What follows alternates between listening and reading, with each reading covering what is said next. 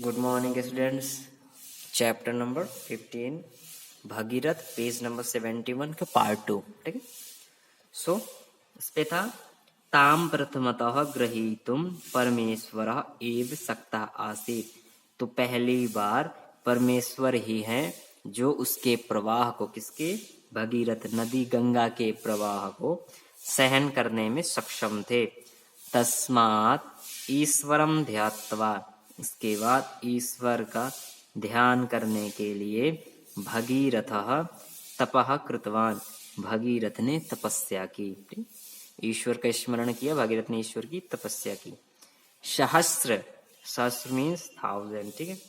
1000 वर्ष अनंतरम, 1000 वर्ष के बाद, ए मीन्स ही, ईश्वरः, ईश्वर, आकाश गंगाम, आकाश गंगा में, जो आकाश गंगा को स्वजटासु, अपनी जटाओं में, ग्रहीतुम, ग्रहण करने के लिए, अंगीकारम दत्तवान, ठीक है, अंगीकार करने को स्वीकार किया। ठीक है, उन्होंने 1000 ईयर बाद एक्सेप्ट किया कि ठीक है, गंगा, आकाश गंगा मेरी जटाओं में आ जाए। एवं सा नदी ईश्वरस्य जटासु प्रथमं पतितवती, ठीक है। वह नदी ईश्वर की जटाओं में पहली बार, प्रथमम पति, पहली बार गिरी। ठीक है। आकाश गंगा तदा गर्विता आसीत, तब आकाश गंगा गर्व से, घमंड से लीन हो गई। कथम एषः ईश्वरः माम धारयितुं शक्तः, कैसे यह ईश्वर मुझे धारण करने में सक्षम है।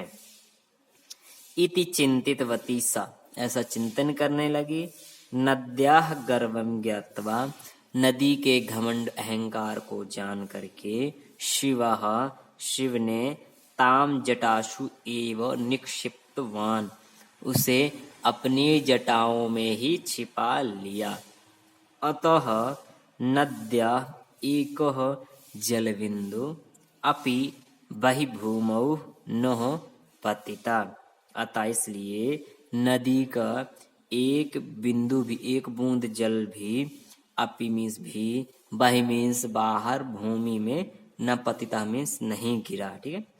तो उन्होंने, शिव ने गंगा को अपनी जटाओं में स्थापित कर लिया, छिपा लिया। इस कारण से नदी का जो जल था उसकी एक बूंद भी इस भूमि में, ठीक है, बाहर नहीं गिरी। नेक्स्ट पेज पे चलेंगे बच्चों।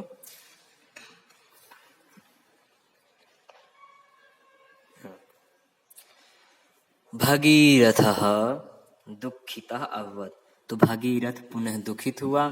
ठीक है, क्योंकि वो गंगा को तो लेकर के आया, लेकिन वो अभी शिव के जटाओं में छिपी हुई है। सह पुनः तपः कृतवान, वह पुनः तपस्या किया।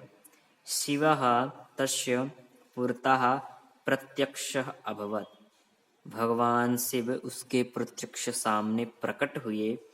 हे ईश, उसने प्रार्थना की, हे ईश, नदीम भूमो विसृजतु इति भगीरथः प्रार्थितवान। ठीक है, तो भगीरथ ने प्रार्थना की कि हे ईश्वर, नदी को भूमि में विसृजतु, गिराइए या छोड़िए। ठीक है।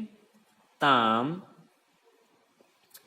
प्रार्थनाम अंगीकृत्य, ठीक है, इस प्रार्थना को स्वीकार करके, शिवः नद्याः, शिव ने नदी को जलम भूमो विसृष्टवान, नदी को जल या नदी के जल को भूमि में विसर्जित किया या भेजा। भगीरथः नदीम भूमितः पातालम नीतवन्तः, भगीरथ ने नदी को भूमि से पाताल में लेकर के गया। पाताले प्रभवन्ती गंगा सगरपुत्राणां भस्मानि स्पृष्टवती, पाताल में गंगा बहने के कारण सगर पुत्रों का जो भस्म था वह गंगा नदी से स्पर्श हुआ। सगर पुत्रः स्वर्गलोकम गतवन्तः, तो सगर पुत्र, ठीक है, स्वर्गलोक को चले गए। इत्थम भागीरथस्य प्रयत्नः अपूर्वाः। ऐसे भागीरथ का जो प्रयत्न था वह अपूर्व था, ठीक है। सह गंगाम भूमो आनीतवान, वह गंगा को भूमि में लेकर के आया। अनेन कारणेन एव तस्या नद्या भागीरथी इति अन्यत नाम अस्ति। इसी कारण से ही तस्या नद्या, उस नदी का नाम भागीरथी ऐसा नाम पड़ा, ठीक। प्रयत्न विषये उक्तवंच, ठीक ही कहा गया है। प्रारभ्यते न खलु विघ्न भयेन नीचे, ठीक है। जो नीच व्यक्ति होते हैं, नीच गुण वाले व्यक्ति होते हैं, वे अपने काम को प्रारंभ कर विघ्न के भय से प्रारंभ करने से डरते हैं, ठीक।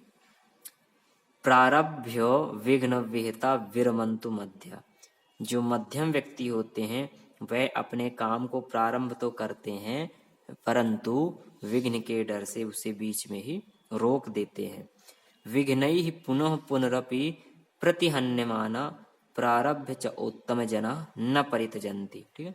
लेकिन जो श्रेष्ठ उत्तम व्यक्ति होते हैं उनके काम प्रारंभ करने में भले ही पुनः पुनः बार बार विघ्न क्यों ही ना आए परंतु वह न परित्यजन्ति, लेकिन उसको वह नहीं छोड़ते हैं, ठीक है। सो आपका ये चैप्टर को part 2 clear. Thank you students.